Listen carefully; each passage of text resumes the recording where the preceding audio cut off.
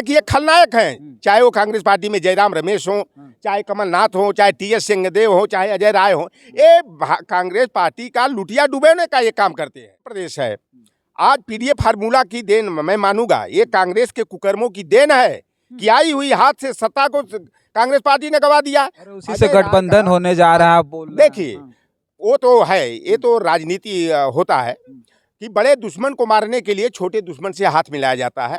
ये है वो दाढ़ी वाला, बड़ा दाढ़ी वाला प्रमोद कृष्णन, वो केवल कहने को कांग्रेसी, वो कांग्रेसी नहीं, वो आरएसएस का बहुत पक्के एजेंट के रूप में काम करते हैं। अजय राय को नहीं जानते हैं आप? हमारे गाजीपुर जिला के हैं ना, बनारस में कर्मभूमि बनाया है ना, वो आरएसएस के OT1 OT2 का सर्टिफिकेट लेके आए। आरएसएस व्यक्ति जिस परिवेश में पलता है उसी आचरण में वो ढल जाता है। तो आरएसएस के कैडर रहे तो आरएसएस की विचारधारा उनके दिल दिमाग से थोड़ा निकल जाएगी, चाहे वो कांग्रेस में चले जाए, चाहे कल समाजवादी पार्टी में आ जाए। कि जो पीडीए है उनके सामने तो धरा का धरा रह गया ना। उन्होंने मोहन यादव जो शिक्षा मंत्री थे, केवल सोचिए उनको मुख्यमंत्री बना, कहीं से नाम ये अखिलेश यादव जी की चहलकदमी की देन है। अगर अखिलेश यादव जी पीडीए फार्मूला को नहीं लिए होते, मध्य प्रदेश में चहलकदमी नहीं किए होते, तो ये मोहन यादव जैसे मुखौटे को, आप इससे पहले मोहन यादव का नाम सुने थे क्या? हम जैसे लोग उस समय सुने कि ओबीसी का 10 करोड़ रुपया छीन करके मनुवादियों को ये विदेश में पढ़ने के लिए भेज दिया था। नहीं पड़ेगा उत्तर प्रदेश, उनके उत्तर प्रदेश के सुल्तानपुर में उनकी ससुराल है। ससुराल ससुराल, अरे भैया ससुराल देखा कहा जाला न। हमारे यहाँ एगो खिस्सा कि देखा तोहार आज तो पाँव पूजताड़ी, लेकिन जब गड़बड़ करबा तो तोहार पीठियो पूजब। तो रहे अपने होश ठिकाने लगा के, नहीं तो लटवाही कुटवाही पिटवाही भी हो गए। मतलब कन्यादान किए मतदान नहीं करेंगे? अरे नहीं भाई, कतई नहीं है, ये कहाँ संभव है? जब देख रहे हैं कि खुलेआम भारतीय जनता पार्टी वाले आरएसएस के इशारे पर संविधान को मिटा रहे हैं, लोकतंत्र को खत्म कर रहे हैं, ओबीसी SC ST का आरक्षण को खत्म करने का काम कर रहे हैं, आरक्षण को लूटने का काम कर रहे हैं, तो काहे को साथियों नमस्कार, मैं हूं रजनीश और आप देख रहे हैं जन आदर्श भारत। इस वक्त हम उत्तर प्रदेश की राजधानी लखनऊ में हैं। ये समाजवादी पार्टी का केंद्रीय कार्यालय है और हमारे साथ समाजवादी पार्टी के पूर्व प्रदेश अध्यक्ष रामलोटन निषाद जी हैं। चर्चा करेंगे, 2024 का इलेक्शन बिल्कुल नज़दीक है और बीते 5 राज्यों के विधानसभा के चुनाव में 3 हिंदी भाषी राज्य जो महत्वपूर्ण राज्य थे, वहाँ भारतीय जनता पार्टी ने अपनी सरकार बना ली है। उत्तर प्रदेश की बात करें तो उत्तर प्रदेश में भारतीय जनता पार्टी के बाद सबसे ताकतवर पार्टी समाजवादी पार्टी के मुखिया अखिलेश यादव पीडीए बना करके अब 2024 के इलेक्शन में मतदाताओं को साधने का प्रयास कर रहे हैं। उनके पीडीए में पी से पिछड़ा, डी से दलित और ए से तो कई मायने निकाले जा रहे हैं, जिसमें अखिलेश यादव जी का भी बयान आया है। अब ए से अगड़ा भी समझ सकते हैं, ए से अल्पसंख्यक भी समझ सकते हैं और ए से आदिवासी भी समझ सकते हैं। लेकिन हम जो है आज यहाँ पर उपस्थित हम जानेंगे कि जिस पीडीओ को लेकर के उत्तर प्रदेश में राजनीति का दम भर रहे हैं समाजवादी पार्टी के मुखिया, उसमें हम एक बात जानना चाहेंगे। बहुत बड़ी बड़ी चीज़ें हैं। उत्तर प्रदेश के वर्तमान प्रदेश अध्यक्ष जो कांग्रेस के हैं अजय राय, तो बिल्कुल समझिए कि पूरी तरह से गर्माहट लाए हुए हैं। उत्तर प्रदेश में कह रहे हैं 80 सीटों पर हमारी तैयारी है और 80 सीटों पर हम कोई दिक्कत नहीं, हम तैयार हैं लड़ने के लिए। तो सबसे पहले आपका बहुत बहुत स्वागत है। क्या कहेंगे, क्या प्रतिक्रिया है? देखिए, समाजवादी पार्टी जो है, जो इसकी बुनियाद जब रची गई थी, माननीय नेताजी ने रचा था, तो नेताजी इस विचारधारा के थे कि जो जातिवादी होता है वो समाजवादी नहीं हो सकता, जो समाजवादी होता है वो जातिवाद को फैलाने का काम नहीं करता है। तो समाजवादी पार्टी सभी जाति धर्म वर्ग संप्रदाय के लोगों को साथ लेकर चलने का काम करती है। लेकिन जो समाजवादी पार्टी का कोर वोट बैंक माना जाता था, पिछड़ा, दलित, अल्पसंख्यक और आदिवासी माना जाता था, किसान और मजदूर माना जाता था, और हमारे नेता परम आदरणीय अखिलेश यादव जी ने पीडीए फार्मूला जो दिया कि पिछड़ा, दलित, अल्पसंख्यक, आदिवासी, आधी आबादी है, आधी आबादी भी आपने नया नाम दिया। तो ये जो फार्मूला है हम लोग, और PDA equal to social justice, सामाजिक न्याय की पृष्ठभूमि पर जो है कि पीडीए फार्मूला को इजाद किया गया है। और बाबा साहेब भीमराव अम्बेडकर ने अपने संविधान में 2 अनुच्छेद बनाया, 15(4), 16(4), 16(4) के तहत कि जिसकी जितनी संख्या भारी उसकी उतनी हिस्सेदारी होनी चाहिए। आप ये बतलाइए कि हमारे घर में जितने सदस्य होते हैं कि 5 सदस्य हैं, तो उसी हिसाब से दाल चावल सब्जी का बनाया जाता है। तो हमारे नेता ये मांग करते आ रहे हैं ये पीडीए मैं रोकूंगा। जी। पीडीए जो बना है ये तो वोट के लिए बना है ना, आप सारे लोगों को साथ करके वोट लेना चाहते हैं। देखिए, और इसी विधानसभा के 5 राज्यों के विधानसभा के चुनाव में भारतीय जनता पार्टी ने आपके पीडीए को चुरा लिया और दिखा दिया कि भाई आप वहाँ पीडीए लेकर के चलते हो, पीडीए में शामिल होके तो केवल वोट देना है, यहाँ तो हम राज दे रहे हैं, यहाँ राज सत्ता सौंप रहे हैं। मध्य प्रदेश में उन्होंने पिछड़ा को बनाया, यादव को बनाया, जो है मोहन यादव जी को बना दिया मुख्यमंत्री। छत्तीसगढ़ में देखिए जो है आदिवासी को बना दिया, ये विष्णु मोहरे सहाय हैं, मैं को। पहले बता दूं। वही मैं कह रहा ये हूँ, असली पीडीए तो उन्होंने बना के देखिए, रिमोट कंट्रोल नागपुर से संचालित होता है। भारतीय जनता पार्टी को चलाने का काम जो है आरएसएस करता है। तो वो चाहे मोहन यादव हो, चाहे कौन वो बना दिए गए वहाँ पर साय साहब बना दिए गए, इनका कोई मतलब नहीं है। ये लोग केवल न रबर स्टंप के रूप में काम करते हैं। ये काठ के उल्लू है। ये मोहरा के रूप में इनको इस्तेमाल करके ओबीसी एससी एसटी को केवल शिकार बनाने का काम किया जाता है। भारतीय जनता पार्टी करती है और गुमराह करने का काम करती है। यही मध्य प्रदेश है। आज पीडीए फार्मूला की देन मैं मानूंगा, ये कांग्रेस के कुकर्मों की देन है कि आई हुई हाथ से सत्ता को कांग्रेस पार्टी ने गवा दिया। उसी से गठबंधन होने जा रहा है, आप बोल रहे हैं। देखिए, वो तो है, ये तो राजनीति होता है कि बड़े दुश्मन को मारने के लिए छोटे दुश्मन से हाथ मिलाया जाता है। ये समय काल परिस्थितियों के अनुसार। तो हमको भारतीय जनता पार्टी जैसे जो मगरमच्छ हैं, इनको हटाना हम लोगों का कर्तव्य बनता है, क्योंकि संविधान और लोकतंत्र खतरे में है। और पीडीए फार्मूला को जो है कि मध्य प्रदेश में भारतीय जनता पार्टी ने उतारा। कांग्रेस पार्टी एक तरफ बात तो करती है, जातिगत जनगणना कराओ, जिसकी जितनी संख्या भारी उसकी उतनी हिस्सेदारी हो, 50% के आरक्षण के कैप को हटाओ, 70% आरक्षण कोटा करो। लेकिन उसको धरातल पर केवल भाषण दे देना और धरातल पर नहीं उतारा। एक वो है, वो दाढ़ी वाला, बड़ा दाढ़ी वाला प्रमोद कृष्णन, वो केवल कहने को कांग्रेसी, वो कांग्रेसी नहीं, वो आरएसएस का बहुत पक्के एजेंट के रूप में काम करते हैं। अजय राय को नहीं जानते हैं आप? हमारे गाजीपुर जिला के हैं ना, बनारस में कर्मभूमि बनाया है ना, वो आरएसएस के OT1 OT2 का सर्टिफिकेट लेके आए। आरएसएस व्यक्ति जिस परिवेश में पलता है उसी आचरण में वो ढल जाता है। तो आरएसएस के कैडर रहे तो आरएसएस की विचारधारा उनके दिल दिमाग से थोड़ा निकल जाएगी, चाहे वो कांग्रेस में चले जाए, चाहे कल समाजवादी पार्टी में आ जाए। इन लोगों की विचारधारा फिरका परस्तों की विचारधारा है, मनुवादियों की विचारधारा है। ये मनुवादी व्यवस्था में विश्वास करने वाले लोग। कमलनाथ ने कहा था ना, अब वो उनका होश ठिकाने आ गया कि कौन है अखिलेश वखलेश, कौन है अखिलेश? अरे अब आ गई ना।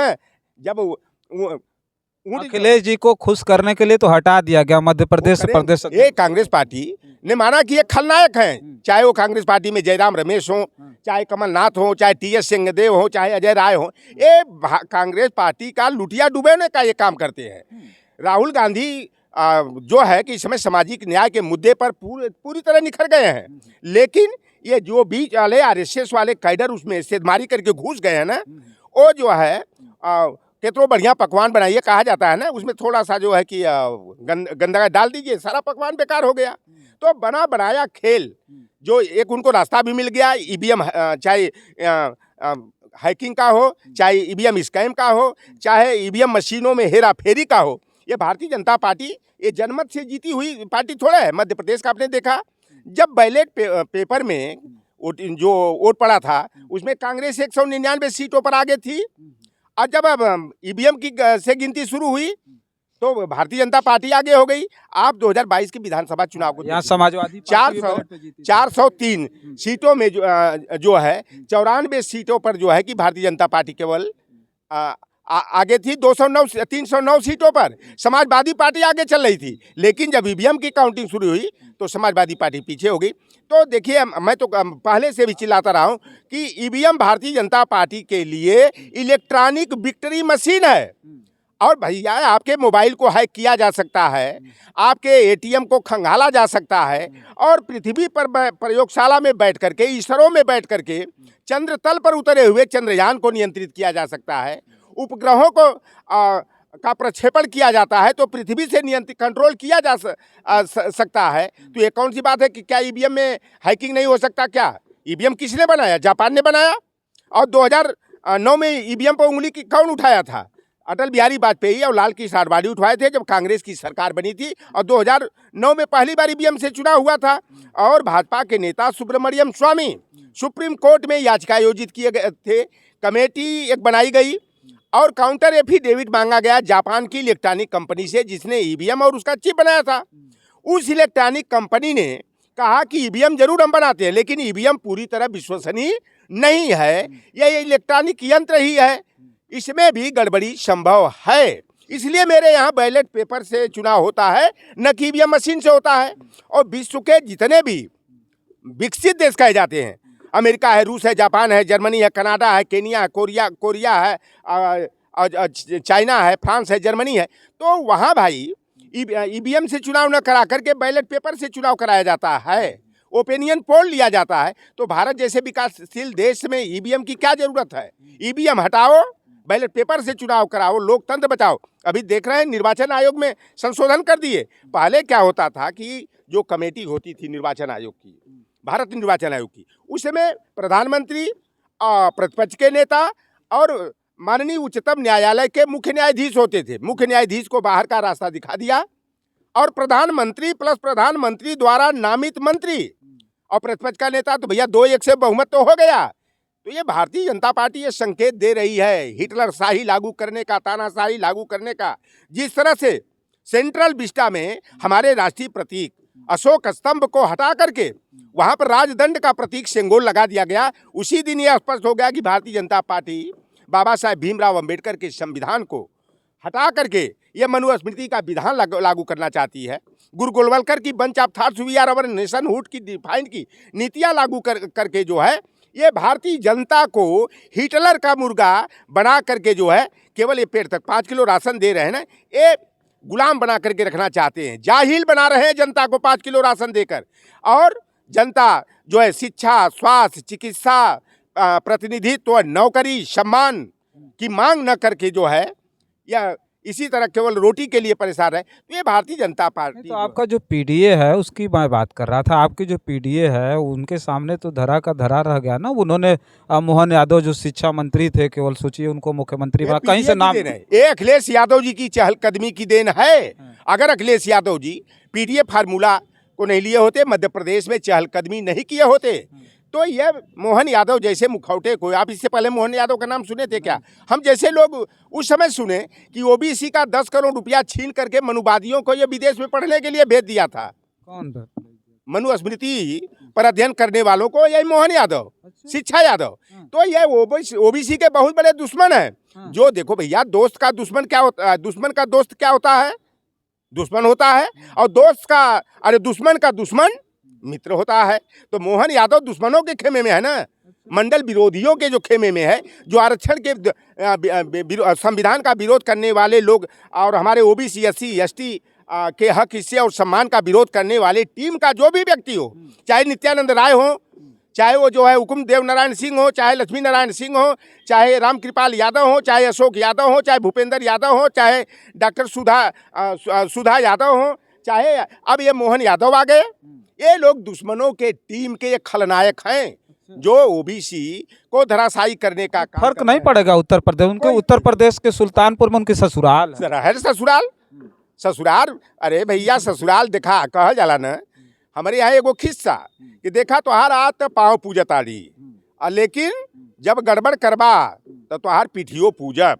तो ठीक है, कन्यादान सुल्तानपुर के लोगों ने किया, लेकिन वो दुश्मनों की टीम में चले गए ना, तो उनको दमाद होंगे तो रहे अपने होश ठिकाने लगा के, और नहीं तो लटवाही कुटवाही पिटवाही भी हो गए।